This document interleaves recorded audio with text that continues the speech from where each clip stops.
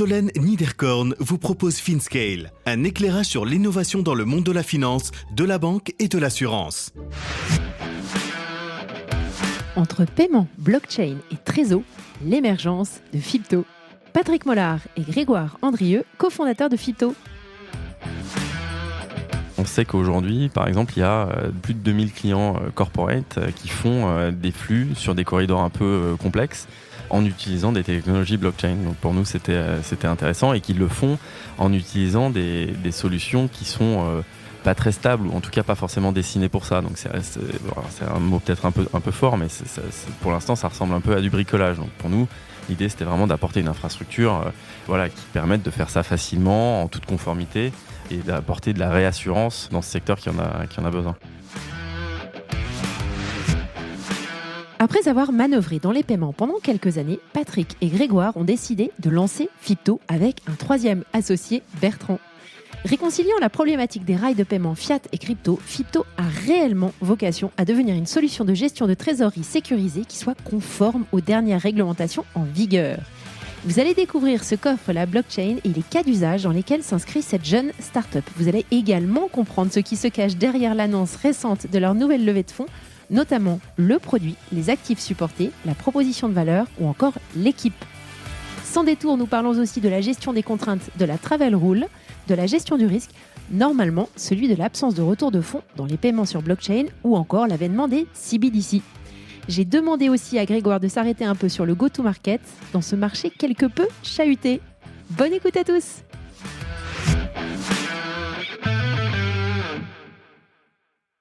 Bonjour à tous, salut Patrick et Grégoire. Bonjour Solène. Bonjour Solène. Merci de me rejoindre pour parler de Fipto aujourd'hui. C'est le nouveau nom. Ouais. C'est le nouveau nom. Hyper contente que tu reviennes pour la troisième fois, Patrick. Je suis un habitué officiellement, j'ai la carte gold. Donc je reprécise que Patrick, tu es intervenu quand tu étais CEO de IBAN First. Et puis en 1er janvier, c'est toi qui m'interviewais. Tout à fait. Et donc là, on va parler de Fipto. Est-ce que je peux quand même vous demander de vous présenter à l'audience ? Tout à fait. Greg, tu veux commencer ? Oui, très bien. Grégoire Andrieux, je suis un des cofondateurs de Fipto. J'ai commencé ma carrière avec Patrick en banque d'investissement. Pendant plusieurs années, je faisais du conseil en fusion-acquisition. Je suis passé chez Groupon, je me suis occupé de la strat et des opérations commerciales en Europe continentale. Et chez IBAN First, où j'ai de nouveau travaillé avec Patrick, où je me suis occupé de tout le développement commercial d'IBAN First, donc l'ensemble des équipes go-to-market, une dizaine de pays sur à peu près 7000 clients, corporate. Top. Voilà, et donc moi, pas très original, j'ai fait comme Grégoire. J'ai commencé en banque d'affaires aussi, dans une banque d'affaires néerlandaise, ABN AMRO. Je suis moitié français, moitié néerlandais. J'ai fait ça pendant un paquet d'années, avant de rejoindre en 2015, je zappe quelques étapes, mais rejoindre en 2015, comme tu le disais tout à l'heure, IBAN First en tant que COO. Et super aventure dont on a déjà discuté dans le passé, avec une forte croissance et un rachat d'une participation majoritaire par un fonds de private equity en juillet 21. Et c'est à ce moment-là qu'on s'est lancé dans une nouvelle aventure. Alors, la première fois que tu m'en as parlé, ça tombait pas sous le sens pour moi. Donc, on va en parler plus précisément. J'aurais aimé que, alors je sais pas si tu veux commencer, Patrick, qu'on revienne sur ces use cases et savoir comment vous êtes arrivé à découvrir cette problématique. Ouais, alors comme on vient de le dire, on a fait pas mal de paiements internationaux pendant quelques années. Et en fait, la création de Fipto, c'est le résultat de 3 constats. Le premier, c'était que sur le paiement international, aujourd'hui encore, le service n'est pas au niveau d'attente des clients, et notamment des clients corporate, parce que c'est lent, c'est peu transparent et c'est relativement coûteux. Et pour nous, ça c'est lié à une technologie, la technologie qui est utilisée pour faire ce type de flux, qui est, et on en avait déjà parlé dans un précédent podcast, mais qui est liée à la technologie qui est utilisée, qui est très robuste, mais qui date un petit peu, donc la messagerie Swift et le réseau de banques correspondantes, qui font encore une fois que les flux sont lents, peu transparents et coûteux. Ouais. Donc ça, c'était le premier constat, et qui est d'autant plus gênant dans un monde où les clients sont habitués à de l'instantanéité, où si tu commandes quelque chose sur Amazon avant 18h, aujourd'hui, tu le recevras probablement demain matin chez toi. Donc ça, c'est le premier constat. Le deuxième, c'est qu'on a vu l'émergence de nouveaux outils pour gérer ce type de flux à disposition des clients corporate et de nos personas au sein de ces corporates, que sont le responsable de la comptabilité, le trésorier, le directeur financier, dans certains cas le CEO, qui ont aujourd'hui accès à des outils qui sont pour la plupart basés sur des technologies blockchain pour faire ce type de flux. Donc on peut penser aux crypto-monnaies les plus connues, mais qui souffrent quand même pas mal de leur forte volatilité. Donc dans le cadre d'un paiement, c'est pas idéal.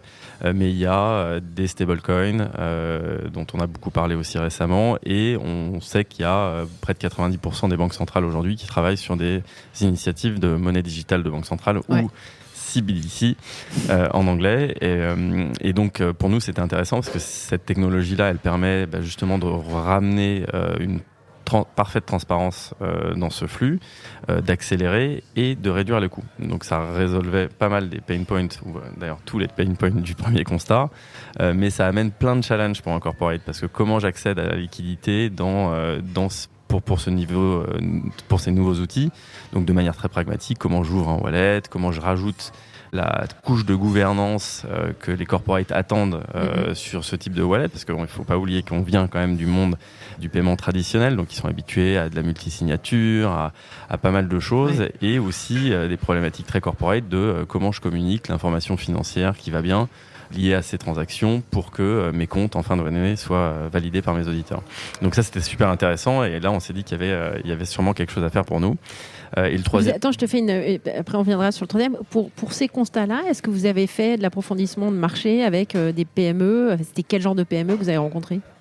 En fait, oui, on a fait un peu de recherche, et on sait qu'aujourd'hui, par exemple, il y a plus de 2000 clients corporate qui font des flux sur des corridors un peu complexes en utilisant des technologies blockchain. Donc pour nous, c'était intéressant, et qui le font en utilisant des solutions qui sont pas très stables, ou en tout cas pas forcément dessinées pour ça. Donc c'est un mot peut-être un peu fort, mais pour l'instant, ça ressemble un peu à du bricolage. Donc pour nous, l'idée, c'était vraiment d'apporter une infrastructure qui permette de faire ça facilement, en toute conformité, et d'apporter de la réassurance dans ce secteur qui en a besoin. Et c'est quel type de PME on retrouve? Encore une fois, c'est plutôt des PME qui vont se sourcer dans des pays et sur des corridors un peu corridors. Donc il faut penser Malaisie, Brésil, ce genre de corridor. Top. Et alors le troisième, je t'ai interrompu. Non, alors le troisième, c'est plus qu'un constat maintenant, c'est un peu notre vision, c'est qu'on est convaincu qu'à horizon court, moyen terme, il va y avoir de plus en plus de services financiers qui seront basés sur les technologies blockchain. Et donc la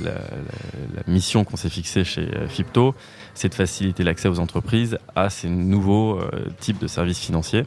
Donc on va commencer par le paiement, parce que c'est ce qu'on a fait pendant des années avant de démarrer l'aventure, mais l'idée, c'est après de voir comment on pourra rajouter une suite de services financiers à notre offre de base. Top. Alors, il y a un troisième cofondateur qui est Bertrand, qui n'est pas là malheureusement, qu'on salue. C'est le meilleur d'entre nous. Ouais. Voilà. Au sein de vous trois, puisque vous êtes partis déjà tout de suite tous les trois, il y en a un ou tous qui aviez déjà une patte, un intérêt pour l'environnement de la blockchain, les cryptos en général? Bertrand. Bon, Non, alors, il aurait fallu que je l'invite. Je pense qu'on avait tous les trois un intérêt pour cette nouvelle technologie, notamment, comme on le disait tout à l'heure, au vu des limitations qu'on voyait dans les schémas de paiement qui existent. Mais c'est vrai que si tu veux approfondir le sujet crypto, ça sera plutôt avec Bertrand qui est un fan plus extrémiste que nous. Alors, on va revenir après sur le produit, mais j'aimerais quand même comprendre sur la jeunesse, puisque ça fait un petit temps qu'on en parle tous les deux. J'aurais aimé savoir comment vous avez su convaincre vos premiers investisseurs, et comment vous parvenez aujourd'hui à faire entendre cette proposition de valeur dans un environnement plutôt plus complexe. On parle de Crypto Winter, j'en ai parlé avec Marielle de Taverneau, que tu connais bien, sur Ledger Cathay. Donc, comment est-ce que vous arrivez à convaincre, et est-ce qu'il y a des signaux qui sont particulièrement forts en ce moment pour déclencher des investissements au sein de Fipto? Moi, je peux prendre la partie investisseur, et si tu veux parler un petit peu du marché, je te laisserai, Greg.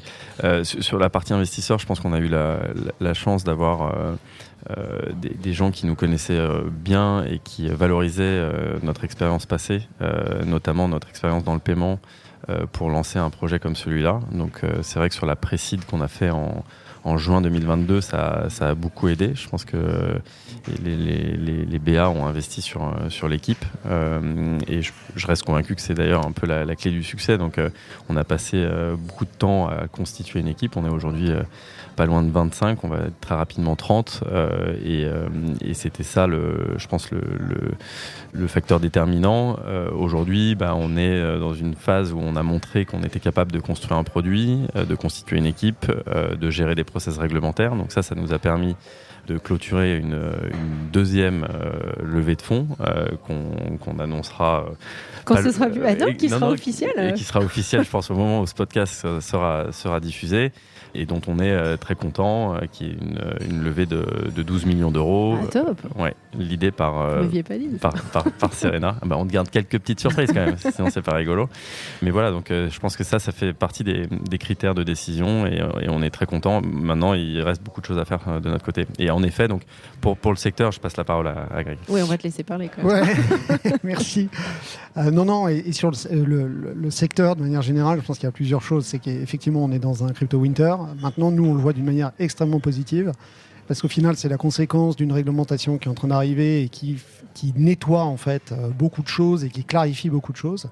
Ce qui fait que ça engendre des turbulences, évidemment, qui, pour le grand public, créent un peu de bad buzz autour de ça. Nous, ce qu'on voit en arrière-plan, c'est qu'il y a un gros travail de fond qui est fait en ce moment. Quand on regarde les entreprises, il y en a, tu vois, dans le CAC 40, SBF 120, tu as probablement 40 à 50% des entreprises qui ont un sujet blockchain, Web3 actif et qui continuent à travailler là-dessus et qui sont extrêmement motivés par ce que ça peut leur apporter en termes de bénéfices concrets. Donc je pense qu'aussi les investisseurs ont vu ça. C'est des plays de long terme. On est en train de renouveler une infrastructure, notamment une infrastructure financière, qui permet beaucoup de choses. Maintenant, on est dans un cycle d'innovation très rapide. Donc, il y a un cycle de succès-échec assez rapide, mais c'est comme ça qu'on évolue vers quelque chose de plus stable.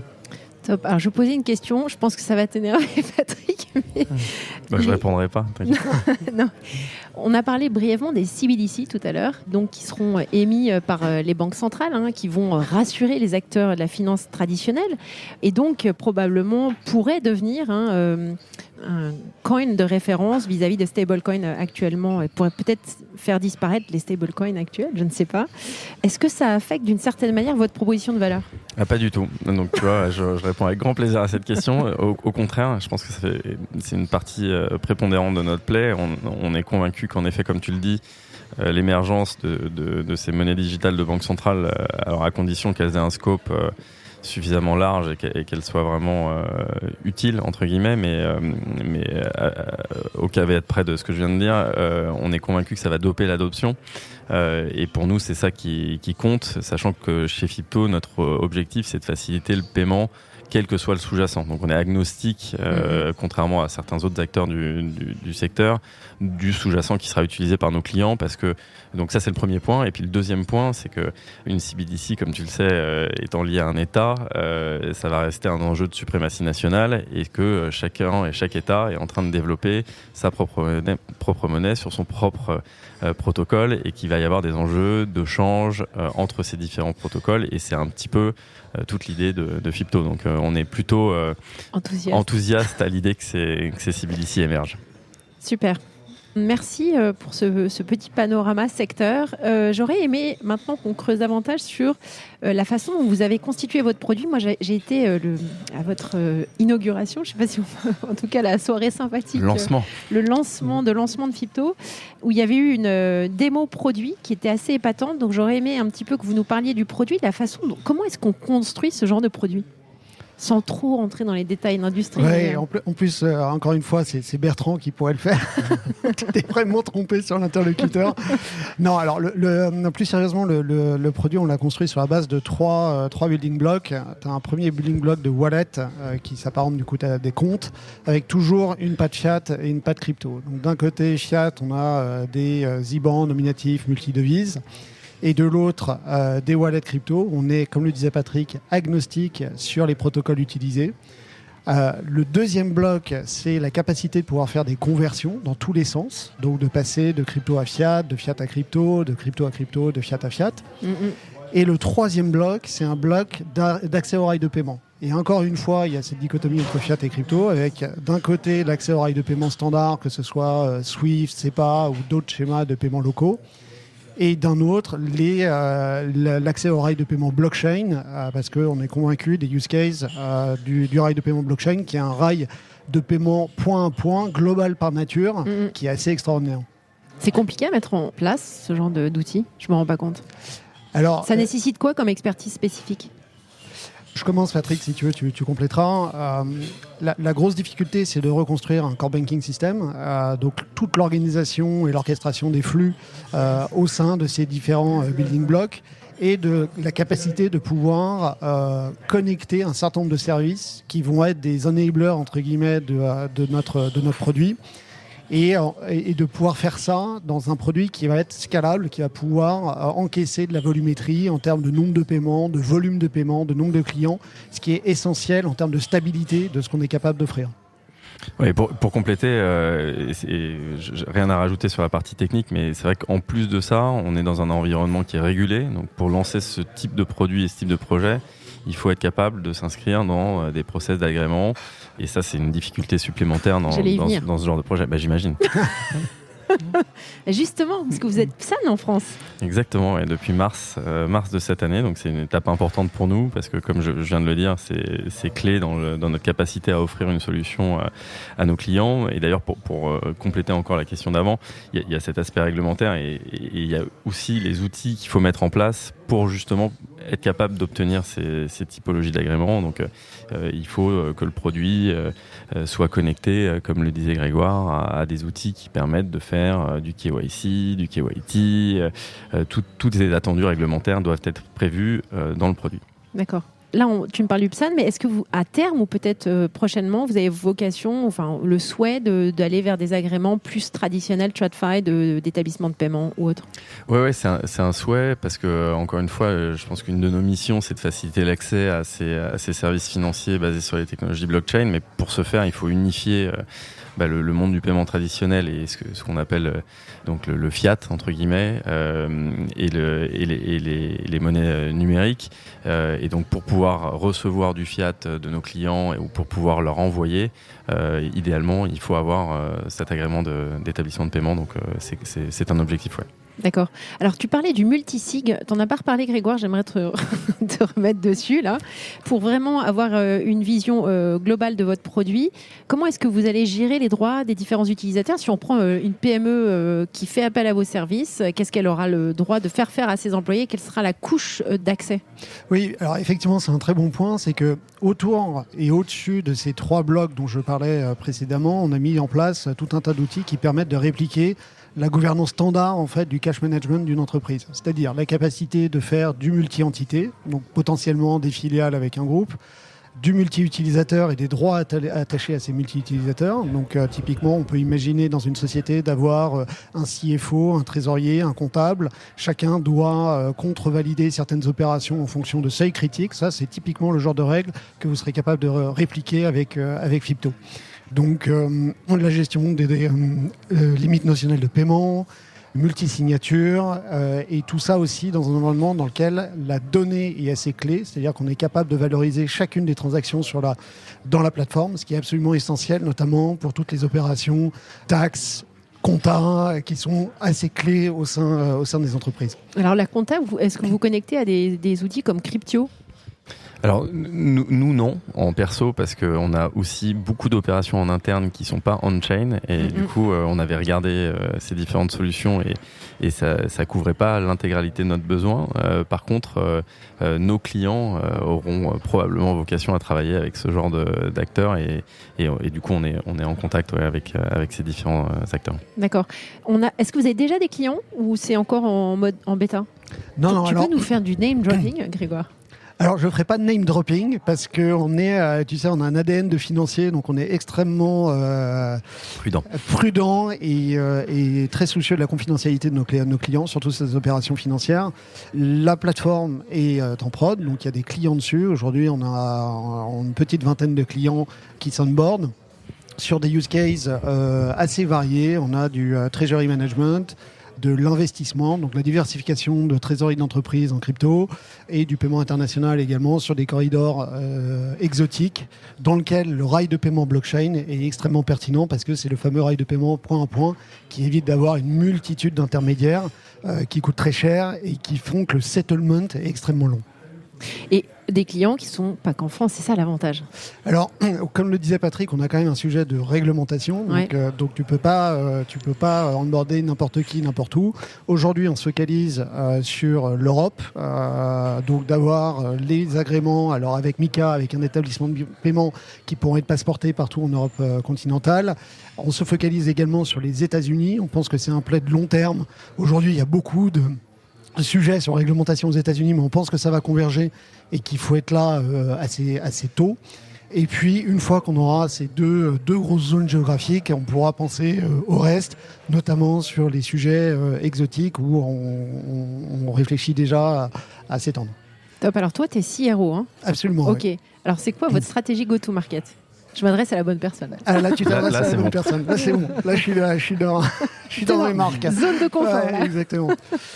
Nous, la manière dont on voit les choses chez Fipto, on a construit un produit qui est API First, parce que notre objectif et notre vision, c'est de ne pas rajouter une layer additionnelle de complexité pour les directions financières. Elles ont déjà une multitude d'outils qui font que leur quotidien et leur workflow sont assez complexes. Et ce qu'on veut, c'est pouvoir s'embed dans des logiciels tiers qui sont les logiciels qui sont utilisés par les directions financières au quotidien.